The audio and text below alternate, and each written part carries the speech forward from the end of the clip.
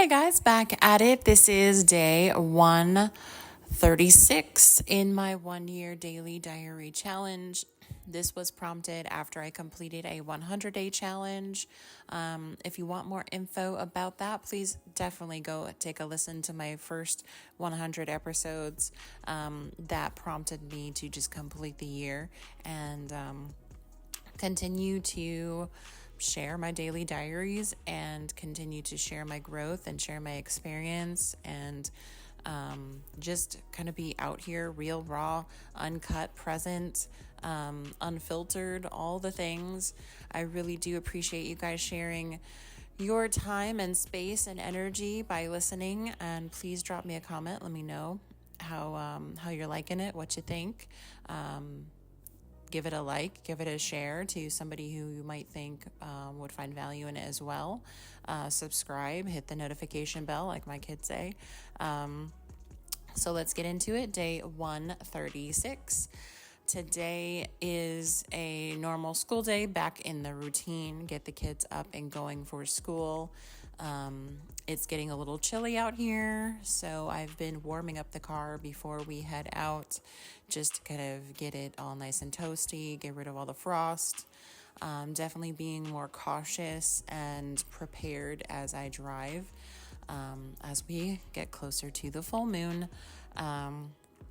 Since I have had 2 car accidents around full moons, so I'm definitely, doing all the things I can to protect me, protect my children, protect my rental vehicle at the moment around these times. Also having positive vibes and just attracting the things that will bring me the most joy and benefit me the most. So we are always doing that in the morning. And like I said, in the morning before I even grab my phone, I do my 5 minutes of meditation and devotion, just to set myself up for a great day. So get my daughter going. In the car on the way to school, we had been just talking about the week. This is November, so Thanksgiving is coming up. They just got off of a 3-week break, so they'll have a couple of weeks in school and then another break for Thanksgiving. This year they'll be with their dad, so we've been talking about that and really kind of talking about, I want my children to have a voice. I want them to feel heard and feel like what they're saying is, okay to say. So I've been really pumping them up and giving them encouragement, like when you go with your dad for Thanksgiving, when you're around family members, when you're around different people in different spaces and places, please voice your opinions, speak up. Don't be rude, but just if you feel uncomfortable, say, hey, I'm really feeling uncomfortable right now. And, I'd like to go and sit by myself, or I'd like to leave, or, it's really important for me to give them encouragement, to give them strength and empower them to speak up. And that's kind of what I've been doing. Even in my space, I'm like, hey, if you feel uncomfortable, if you don't like this, if you want to, not be here, I'm never going to force them to hug. I'm never going to force them to interact. I'm just going to offer them an invitation to do something. And if they don't really want to do it, that's fine. It's really fine.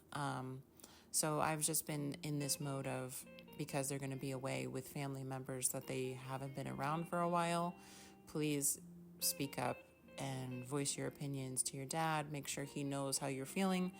It is really up to him if he's going to receive what they're saying, but at least I am telling them and empowering them to speak up. So when they come home, they can voice to me, hey, I spoke up, but he didn't listen, or whatever might happen. I'm not projecting what's going to happen, but that could be a scenario. I've really been speaking into their dad, not that I have a relationship with him, but in my meditations and stuff, speaking into the situation that I hope he shows up, or hope is probably not the right word, because I'm trying to change my vocabulary as well. But speaking into him that he's showing up as the father that they need, as the father that they deserve, that that loves them. I'm just speaking a lot of positivity into that relationship, and my son has been very, very happy with his interactions with his dad as of late. So I am really excited that that's happening, because he needs to have that fatherly love from his dad. I have no control or say or even understanding of what happens in these interactions or what happens at their dad's house, and I don't need to. But all I need to do is on my side, in my house, in my space, create a positive foundation, a positive, launch pad for this to happen. I am really, really done with all the negative stuff. I'm done with all the drama. I'm done with all of that.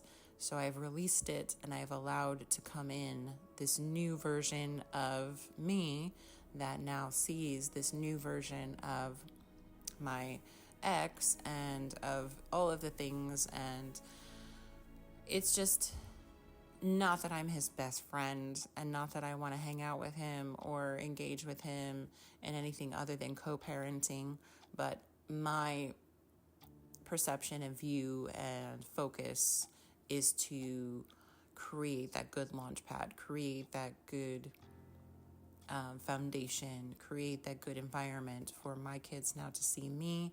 Hey, mom's saying really cool stuff about dad, and she's not angry, and she's not bitter, and she's not resentful, and all these things. She's very encouraging, very loving, very happy, and maybe I should release some of this negative stuff that I have towards my dad, because maybe it's not serving me. I don't know that they're at that point yet, but I really would want to see them seeing me change my heart and my way, for them to be able to do the same. It's been enough time that I think we can try to move through this and move to a different phase, a different stage, and that's just what I'm trying to encourage. So we've been talking about Thanksgiving. I've been prepping them for, you're going to go with family, you're going to be here. I'll always be around via phone, via text. You can reach out to me. But just always prepping them for what's to come, so that there's not this big shock of oh my gosh, we're not going to be around you tomorrow, because tomorrow is when we're leaving. So I'm always wanting to give them enough time to adjust and acclimate to what's going to happen. But yeah, I got both kids to school. Travel in the car was very easy. Today is a day I'm going to my grandma's house, and so I got myself ready and packed up in the car, and I headed over there. And as I was heading over there, I had just been continuing to listen to my friend Ben's podcast and catching up on all the episodes and really absorbing all of this information and dating and encouraging words. I have been just experiencing a lot of joy listening to it, and that's been fun too, because it's like having a friend in the seat next to you, just chatting, and so it's been a fun experience. So I got to my grandma's house, and she needed me to help her put up some curtains and a curtain rod. She got a new sliding door put in that was very, very needed. So I did that, and she needed me also to help her put away a little air conditioning unit that she had for the summertime. So I just did help around the house for her. We sat, we had lunch, we talked a lot. She was able to, talk about just all of her stories, all the things that she felt was relevant. We sat down for 2 hours, maybe 3 hours, watching the Good to Be King DVDs. We've been watching one per time I've been there, so it's really, really interesting, all the government stuff and how crazy twisted it is, and how it's gotten so far from where they wanted it to be and so far from where we started, and My grandma's really passionate about politics, so this was something that is good for me to sit there and absorb and learn and hear her feedback. So it was just a full day at her house, lots of fun talking, lots of activity, doing stuff. We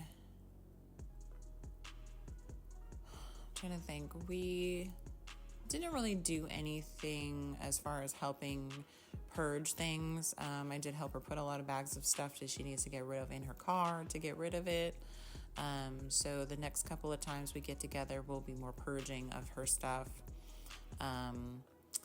So helping her purge her stuff, helping me purge my stuff, getting myself back on track with all of my health and wellness stuff now that I have all this time. I was really encouraged by the podcast that I was listening to, which I had already knew this stuff, but definitely encouraged the more I hear it. Date myself in this time when I have a lot of extra free time because I don't have a partner. I don't have somebody I'm investing my time with. I am going to invest that time that I have that's freed up in myself, in dating myself, in loving myself, in investing in my friends, investing in my family, and the people who are closest to me. So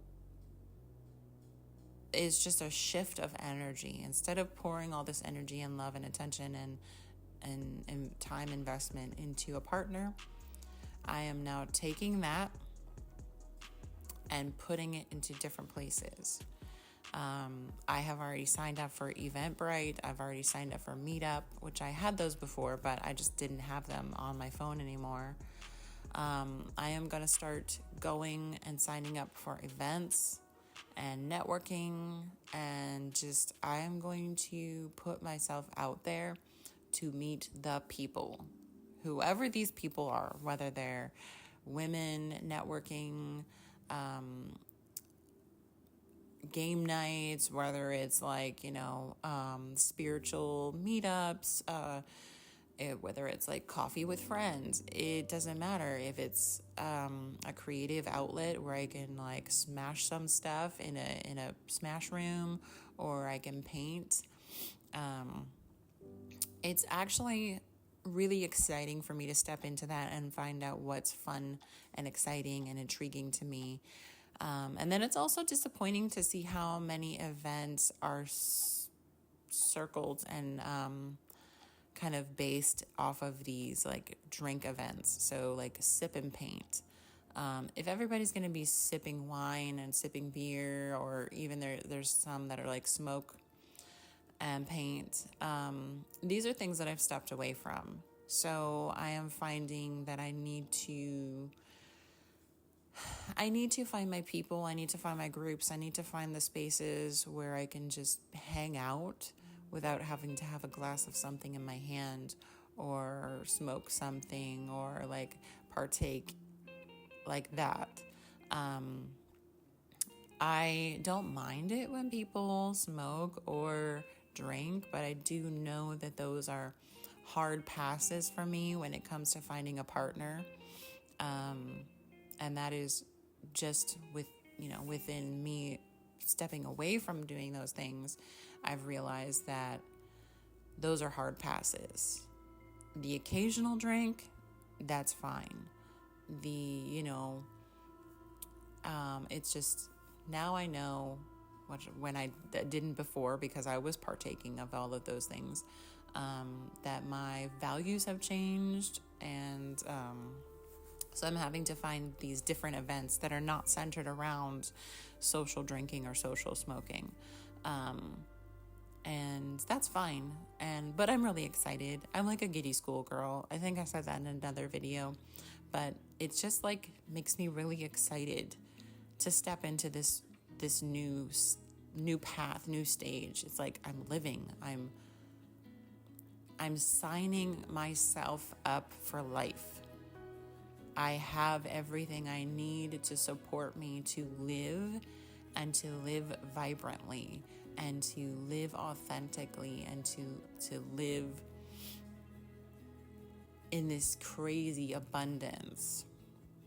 I can't express how blessed I am in every aspect of my life, and how I have had a shift in my vision of things and people and spaces. And I am just like so excited to live, so excited to wake up and breathe and move and live. And whether it's a monotonous day of like, the same schedule, I'm trying to find the little things within that monotonous day that bring me joy and kind of shake it up a little bit. I can't be on vacation every day of my entire life, which would be amazing. And I would actually sign up for that right away. I've even talked about it, like get the kids out of school, pop them in a camper, let's just go.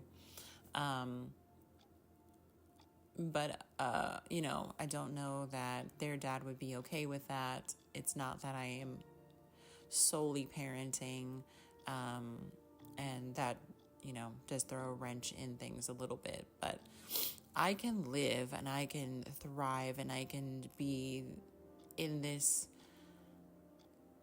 I would say 75% vacation mode. And I can push myself to do things, mini vacations. Let me go get a pedi. Let me go get a massage. Let me go to a sound bath. Let me go to like a festival or a concert or something. Throw these things in my daily life that create this vacation feel. Like, I'm not escaping my life and I'm not escaping anything. It's just I want to live. I want to, at the end of my life, whenever that is, say, I have no regrets, which I don't think I would, even if I, didn't have this mode, because I am not a regrets kind of person. But to get to my end, get to the end and be like, this has been a full, beautiful, vibrant, amazing life full of experiences. And I want to try it all. Maybe not all, but I want to try everything that I can possibly try, everything that excites me, everything that intrigues me. And that makes me excited. That makes me really, really excited to live and to breathe and to move through life and to pass this down to my kids. And I want them to have that same passion for life. Like, do what makes you happy. If art makes you happy, do that. If baking makes you happy, do that. If gaming makes you happy, great, do that. Just do what makes you happy. Be happy. Be responsible. Be kind. Be courteous. Be respectful. Just be a good human being, but do what makes you happy. And that's where I'm going. And so I'm so excited for all the things coming up. I think that little rant of mine took a long time out of this, but it was a great time at my grandma's house. Lots of exciting things. On my way home, I was listening to more podcasts. I stopped at Trader Joe's because I love these little chocolate candy cane covered almonds that they have. And I really wanted to get another bag. So I was over at my grandma's and I stopped at the Trader Joe's where my friend Ben, who has the podcast, works. And I did catch him. He was in the middle of doing work. So I just gave him a quick hug and just was like, hey, it's really great to see you. And then, got all my groceries and went home. I love connection. I love connecting to people. And I am so excited for this next phase of my life and for all the growth and expansion that's to come. I drove home. The kids were at their dad's. They got home. We connected. we've been going to bed a little bit earlier just because of the time change and the darkness. But it's been really, really great. I got a grounding mat to put in my bed to help me just have that. I like to stick my feet in the dirt and touch trees and ground that way. But I also was looking for benefits for sleep and for reduction of inflammation and different things. So I will keep you guys posted on that grounding mat and how it's going. But I will wrap it up because we are way, way over time. I do appreciate you guys for hanging out with me, for listening, for participating in this journey that I'm taking. I love you so much. I hope you have the most wonderful, amazing, fabulous, beautiful fall transitioning to Christmas day. I see a lot of people with their Christmas lights up already and trees and things. So you get it. Like, if you want to jump into Christmas, go for it. We are in spooky Christmas at my house. Anyway, I love you guys. And please drop a comment, like, share, follow, subscribe, all the things, whatever you want to do or not. I will catch you guys tomorrow. Peace.